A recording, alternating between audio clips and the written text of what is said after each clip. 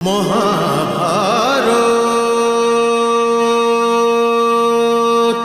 কেন থামিয়ে দিলেন কেশব? তোমার অশ্ব ক্লান্ত হয়ে গেছে পার্থ, আর ক্লান্ত হয়ে যাওয়া অশ্বরা তোমার রথকে বিজয়শ্রীর দিকে নিয়ে যেতে পারবে না। কিন্তু কেশব,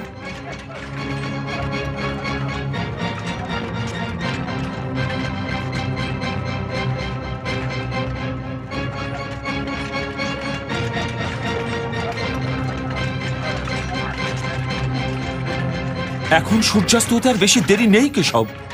হ্যাঁ, খুব বেশি দেরি তো নেই।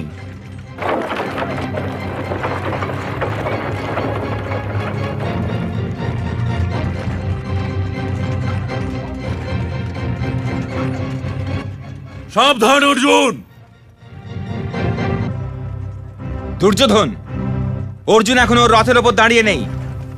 আর যুদ্ধের যে নিয়ম তৈরি হয়েছিল তার মধ্যে একটা নিয়ম এটাও ছিল যে কোনো পায়ে চলা কারুর ওপর কোনো মহারথী আক্রমণ করবে না। এই নিয়ম পিতামহ বানিয়েছিলেন বাসুদেব, আমি নই। আমার নিয়ম হলো এই যে শত্রুকে যেখানে পাবো, যেমনই পাবো, তাকে সেখানেই মেরে ফেলা উচিত। সাবধান!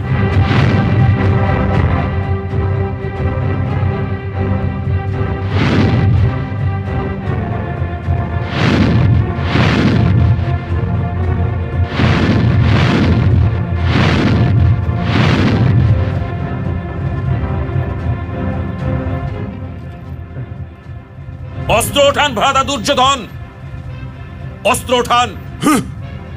এইভাবে হাত আটকে আমায় অপমান করো না অর্জুন। আমার দিকে বাণ চালাও।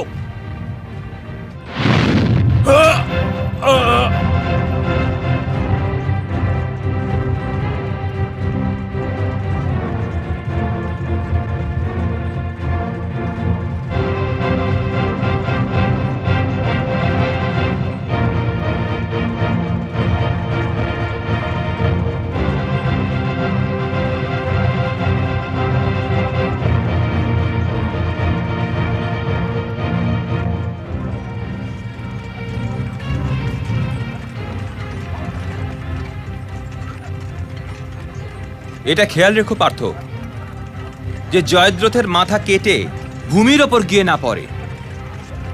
ওর পিতার এটা বরদান ছিল যে ওর মাথা কেটে ভূমির ওপর ফেলবে তখনই তার মাথার মধ্যে একটা বিস্ফোরণ হবে আর সে টুকরো টুকরো হয়ে যাবে। এই জন্য এমন বাণ চালাবে পার্থ যে জয়দ্রথের মাথা কেটে গিয়ে যেন ওর পিতার কোলের মধ্যে গিয়ে পড়ে। এটাই ওর মুক্তির পথ। এমনটাই হবে কেশব।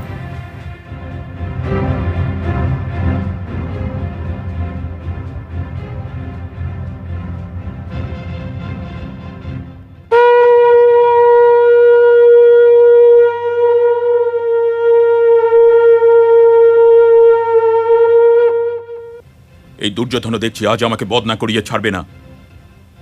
আমি জানি না এতক্ষণে আমি কত দূরে চলে যেতে পারতাম। আরে আপনারা দাঁড়িয়ে আছেন কেন? অর্জুনের রথকে আটকান। এই সূর্যাস্ত আজ কেন হচ্ছে? মহাভারত